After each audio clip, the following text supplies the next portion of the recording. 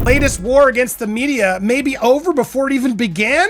Yes, everybody's talking about him bringing in Prince William, but there's a bigger thing that not a lot of people are noticing.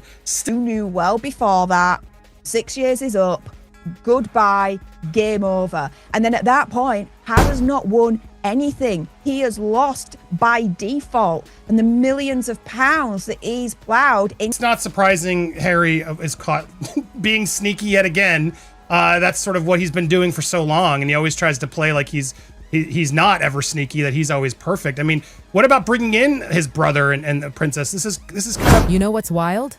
Prince Harry, the guy who spent years yelling about fake news, is now being accused of creating it himself. I mean, how ironic can it get? The prince who once stormed out of royal life to escape the headlines is suddenly living inside one of the worst scandals of his life. The drama he tried to run from, it's found him again. Only this time, it's following him into court. Prince Harry's latest showdown with the media might be over before it even properly starts. What began as yet another righteous crusade for truth has spiraled into something messy, something that smells a lot like heartbreak and irony mixed together.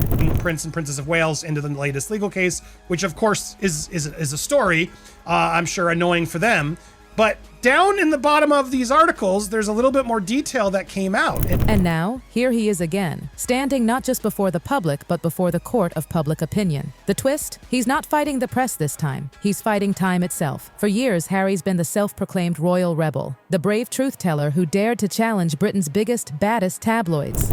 Prince Harry is kind of scamming this case in that he's already passed what your statute of limitations is out there in the UK. He told his side through tearful interviews, big Netflix deals, and that bombshell memoir that ripped away every last royal curtain. But now, the same man who accused the world of deceit might just be standing on the wrong side of truth himself. Harry's war with the British media didn't just pop up overnight. Have made fake articles to allow him to buy him more time to do this case because there's a 6-year window.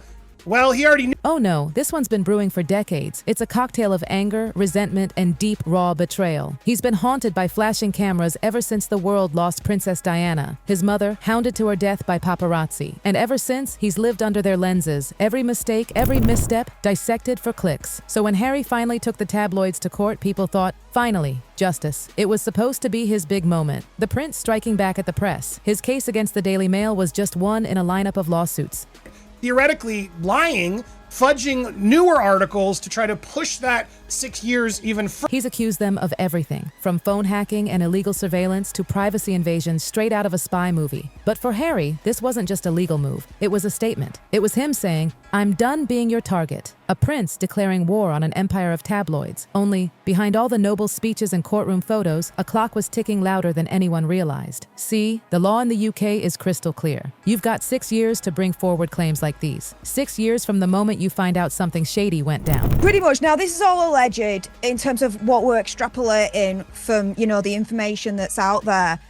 But yeah, essentially, the article is going... But here's the catch. Court documents now suggest Harry's case might have crossed that line ages ago. Still, his legal team pressed on, armed with conveniently timed new articles that seemed to reignite the issue. Suspicious? Oh, just wait. It was a bold gamble, maybe too bold, and it got the court's attention in all the wrong ways. What was supposed to be Harry's big stand for justice suddenly looked... working for Hazard's legal team had somehow hatched a scheme to avoid the claims of Frost and Hughes being dismissed because they were brought too late.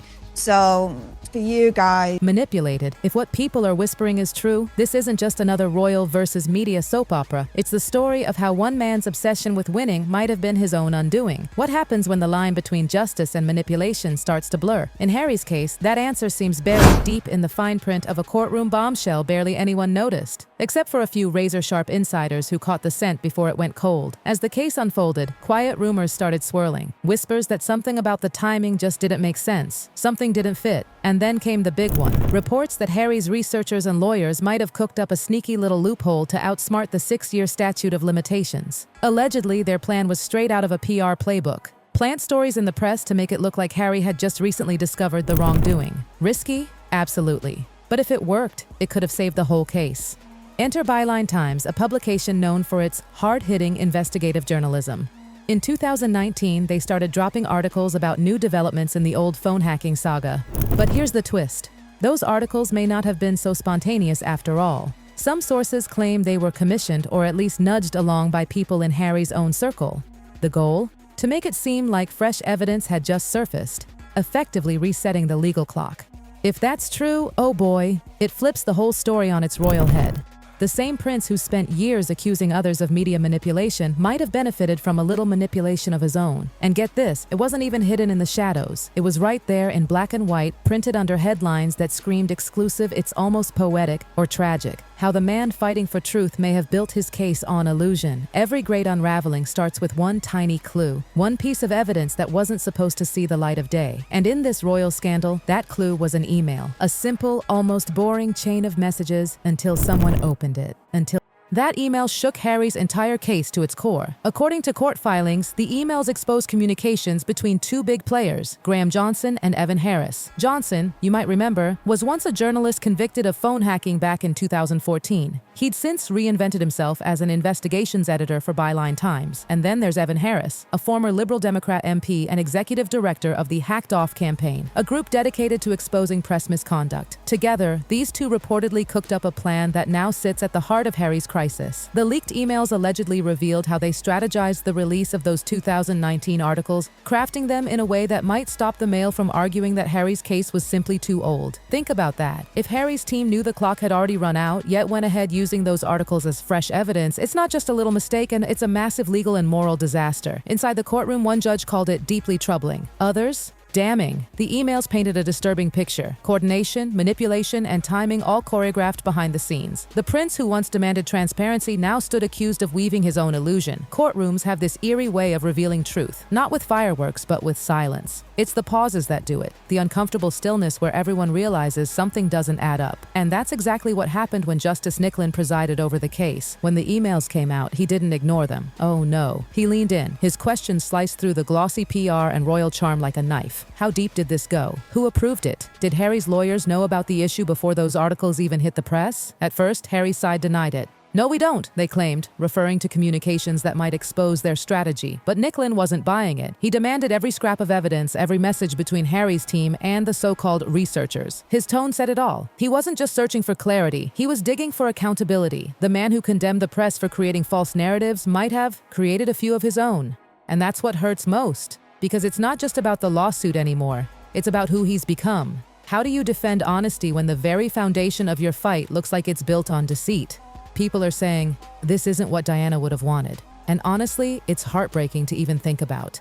Princess Diana, she had her battles with the royal family, sure, but she loved her boys. She wanted peace between them. And now, look at them. Two brothers who once stood side by side behind their mother's coffin, now standing on opposite sides of a courtroom wall. Royal insiders are calling this a shattering blow, not just legally, but personally. Because to Harry, this case wasn't about the money. It was about morality. And if this whole thing turns out to be built on selective truth, it might prove what critics have been saying for years, that his crusade against the media isn't about justice anymore. It's about revenge. When Harry's legal team mentioned William and Kate in the court documents, the headlines exploded. Of course they did. The tabloids had a field day. People assumed it was another royal feud, but others saw something more cunning, a distraction, a move to shift public attention away from the real issue, the alleged statute of limitations trick. Clever maybe, but cruel. And if the reports are true, that when William becomes king, he's considering formally distancing Harry from the royal institution, then this could be the final royal split of our time. Some royal experts even say titles could be removed and history wouldn't blink. It's happened before, and it can happen again. To the public, it's royal drama, but behind closed doors, it's pain. It's years of love twisted into resentment. Two boys who once shared grief are now sharing bitterness. William, the dutiful heir, calm and steady. Harry, the rebel, fiery and wounded. Once united by loss, now divided by pride. And what's worse, it doesn't look like there's any going back. Back in the UK,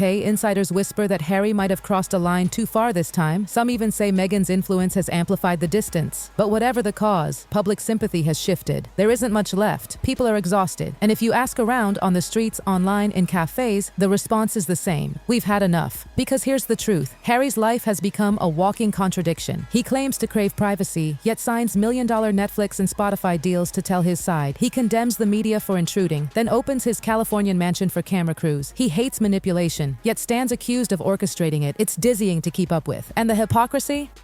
Oh, people have noticed. The public might forgive arrogance. They might even forgive anger. But hypocrisy? That's unforgivable. Critics are saying this whole thing feels like karma, like the inevitable end to years of blurred lines between victimhood and vanity. Every tearful interview, every tell-all, every confessional moment, maybe it wasn't about healing. Maybe it was about control, controlling the story, the image, the sympathy. But now with the court shining a light on his truth, the story doesn't match the script anymore. In court, Harry's lawyers have painted him as a victim, a man deceived, wronged, and spied on.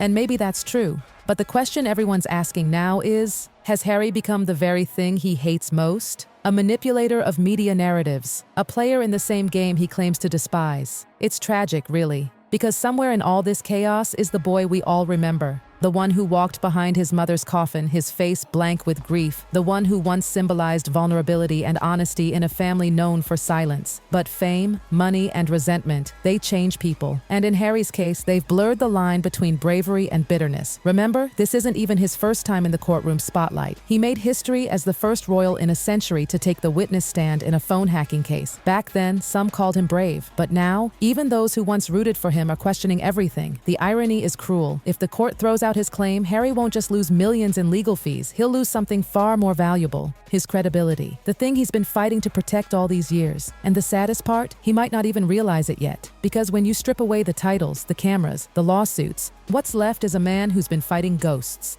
The ghost of his mother's tragedy, the ghost of royal expectations, the ghost of his own past decisions. In trying to win against everyone else, he might have lost himself. And as royal commentators put it, the image of Harry today isn't the rebel prince we once admired. It's a man cornered by the reflection in his own mirror, alone, surrounded by consequences. A prince who fought for truth, only to be undone by it.